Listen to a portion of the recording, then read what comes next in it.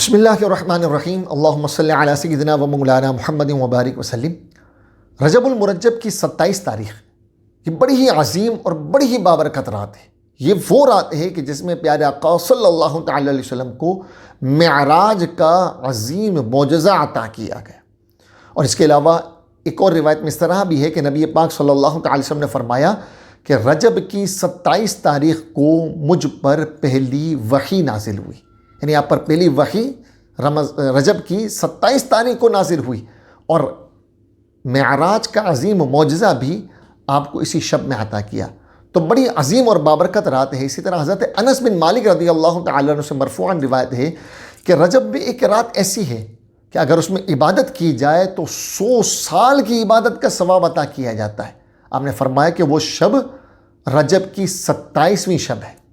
کہ اس میں عبادت کی جائے اللہ تعالیٰ کی تو 100 برس کی عبادت کا ثواب عطا کیا جاتا ہے۔ اس کے متعلق ایک بڑا ہی شاندار عمل میں آپ کے سامنے ذکر کرنے جا رہا ہوں کہ اگر اس پر عمل کیا جائے تو اللہ تعالیٰ ہماری ہر مراد کو پورا فرمائے گا، ہر پریشانی کو دور فرمائے گا، اور اس رات اس عمل کرنے کے بعد ہم جو رب تعالیٰ کی بارگاہ میں دعا کریں گے، اللہ تعالیٰ اپنے فضل و کرم سے وہ چیز ہمیں اللہ اپنی رحمت سے عطا فرمائے گا، ضرور عطا فرمائے گا۔ بڑا ہی شاندار اور بڑا ہی عظیم عمل ہے، اس کو ضرور کریں۔ 27ویں تاریخ کی رات 12 رکعتیں اس طرح پڑھنی ہے کہ ہر رکعت میں سورہ فاتحہ کے بعد کوئی بھی سورت آپ پڑھ لیں،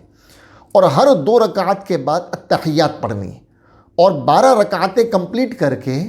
سلام پھیرنا ہے، اور پھر اس کے بعد 100 مرتبہ پڑھنا ہے سبحان اللہ والحمد للہ ولا الہ الا اللہ واللہ اکبر۔ یہ تسبیح 100 مرتبہ پڑھنی، اور پھر اس کے بعد 100 مرتبہ استغفار پڑھنا ہے، استغفر اللہ۔ یہ تسبیح ایک تسبیح یہ پڑھ لیں سودانے کی، اور پھر اس کے بعد 100 مرتبہ درود پاک پڑھیں، ٹھیک ہے۔ ان تمام عمل کرنے کے بعد پھر اللہ تعالیٰ کی بارگاہ میں خلوص نیت کے ساتھ دعا کرنی، اور